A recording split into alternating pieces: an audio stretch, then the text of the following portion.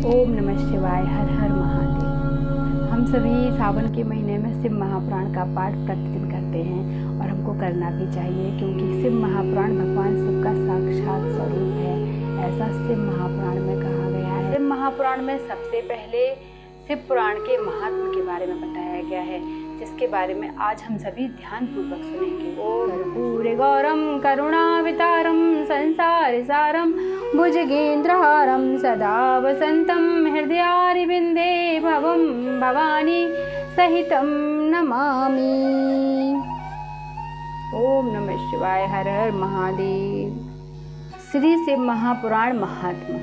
सौनक जी के साधन विषयक प्रश्न करने पर श्री सूत जी का उन्हें शिव पुराण की उत्कृष्ट महिमा को सुनाना। श्री सौनक जी ने पूछा कि महाज्ञानी सूत जी, आप संपूर्ण सिद्धांतों के ज्ञाता हैं।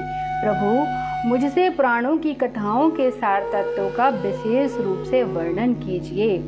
ज्ञान और वैराग्य सहित भक्ति से प्राप्त होने वाले विवेक की वृद्धि कैसे होती है तथा साधु पुरुष किस प्रकार अपने काम, क्रोध आदि मानसिक विकारों का निवारण करते हैं।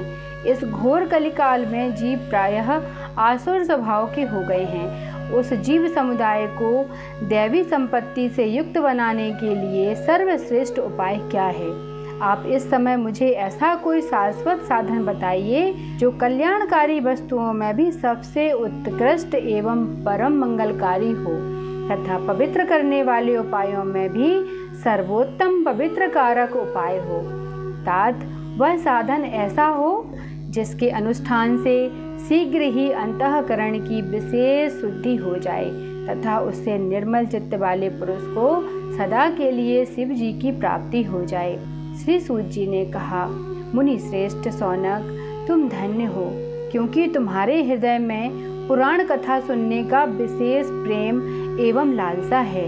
इसलिए मैं शुद्ध बुद्धि से विचार करके तुमसे परम उत्तम शास्त्र का वर्णन करता हूँ।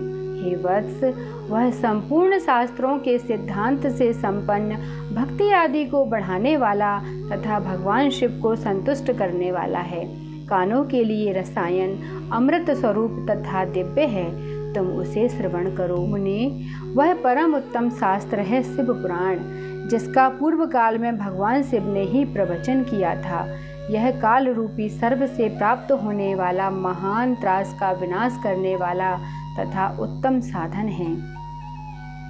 गुरुदेव व्यास ने सनत कुमार मुनि का उपदेश पाकर बड़े आदर से संक्षेप में ही इस पुराण का प्रतिपादन किया है। इस पुराण का उद्देश्य है कलयुग में उत्पन्न होने वाले मनुष्यों के परम हित का साधन। यह शिव पुराण परम उत्तम शास्त्र है। इसे इस भूतल पर भगवान शिव का वांग्मय स्वरूप समझना चाहिए और सब प्रकार से इसका सेवन करना चाहिए। इसका पठन और श्रवण सर्वसाधन स्वरूप है। इससे शिव भक्ति पाकर श्रेष्ठतम स्थिति में पहुंचा हुआ मनुष्य शीघ्र ही शिव पद को प्राप्त कर लेता है। इसीलिए संपूर्ण यत्न करके मनुष्यों ने इस पुराण को पढ़ने की इच्छा की है अथवा इसके अध्ययन को अभीष्ट साधन माना है। इसी तरह इसका प्रेम पूर्वक श्रवण भी संपूर्ण मनोवांछित फलों को देने वाला है। भगवान शिव के इस पुराण को सुनने से मनुष्य सभी पापों से मुक्त हो जाता है तथा इस जीवन में बड़े बड़े उत्कृष्ट भोगों का उपभोग करके अंत में शिवलोक को प्राप्त कर लेता है। यह शिव पुराण नामक ग्रंथ 24,000 श्लोकों से युक्त है। इसकी 7 संहिताएं हैं और मनुष्य को चाहिए कि वह भक्ति, ज्ञान और वैराग्य से संपन्न हो बड़े आदर से इसका श्रवण करे। 7 संहिताओं से युक्त यह दिव्य शिव पुराण परब्रह्म परमात्मा के समान विराजमान है और सबसे उत्कृष्ट गति प्रदान करने वाला है।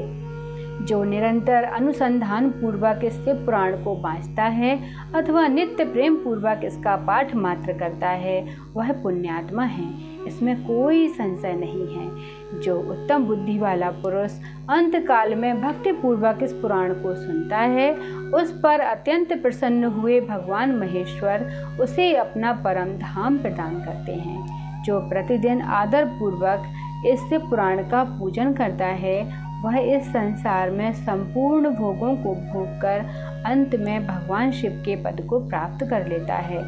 जो प्रतिदिन आलस्य रहित होकर रेशमी वस्त्र आदि के वेष्टन से इस शिव पुराण का सत्कार करता है, वह सदा सुखी रहता है। यह शिव पुराण निर्मल तथा भगवान शिव का सर्वस्व है। जो इस लोक और परलोक में भी सुख चाहता हो, उसे आदर के साथ प्रयत्न पूर्वक प्रतिदिन इसका सेवन करना चाहिए। यह निर्मल एवं उत्तम शिव पुराण धर्म, अर्थ, काम और मोक्ष रूप चारों पुरुषार्थों को देने वाला है। अतः सदा प्रेम पूर्वक इसका श्रवण एवं विशेष पाठ जरूर करें और करना भी चाहिए। ये था शिव पुराण का महात्म्य। इसमें हमें शिव पुराण की महिमा और इसका क्या महात्म्य है, इसके बारे में संपूर्ण जानकारी प्राप्त हुई। इसके आगे शिव पुराण का पाठ हम नेक्स्ट वीडियो में करेंगे। जुड़े रहिए हमारे साथ इसी शिव पुराण के साथ। ओम नमः शिवाय। हर हर महादेव।